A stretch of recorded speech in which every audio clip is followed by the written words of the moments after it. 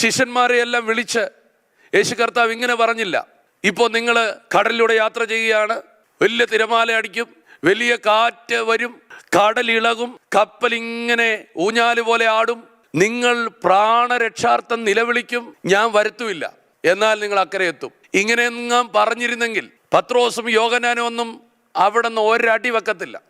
ഞാനായിരുന്നെങ്കിൽ അങ്ങനെയൊക്കെ പറയത്തുള്ളൂ. പക്ഷെ ഞാൻ പറയുന്നത് പോലെ അല്ല യേശു പറയുന്നത്. യേശു എന്നും പറയുന്നത് ഇടവഴിയിലെ പ്രശ്നങ്ങളല്ല, നിന്റെ ലക്ഷ്യമാണ് കർത്താവ് പറയുന്നത്. നീ എന്തായി തീരുമെന്ന് കർത്താവ് പറയുന്നു. ഹല്ലേലൂയ.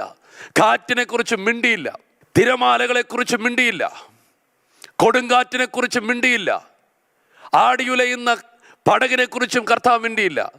കർത്താവ് പറഞ്ഞത് അക്കരെ എത്തുമെന്നാണ്. ഇന്ന് ചില യാത്രകൾ തുടങ്ങിയിട്ട്, അത് മിനിസ്ട്രി ആയിക്കൊള്ളട്ടെ, കുടുംബജീവിതമായിക്കൊള്ളട്ടെ, കുടുംബജീവിതത്തിൻ്റെ പല കാര്യങ്ങളുമായിക്കൊള്ളട്ടെ, ഒന്ന് ചുവടെടുത്ത് വെച്ചിട്ട് കുഴഞ്ഞു നിൽക്കുന്ന ചിലരോട് കർത്താവ് പറയുകയാണ്, തീരത്തില്ല കേട്ടോ, നിന്റെ പടകിനെ കർത്താവ് അക്കരെ എത്തിക്കും. കാരണം കർത്താവ് നിന്നെ വിളിച്ചത് ഇടയിൽ തകരാനല്ല, ഇടയിൽ നശിക്കാനല്ല, അക്കരെ എത്തുവാനാണ്.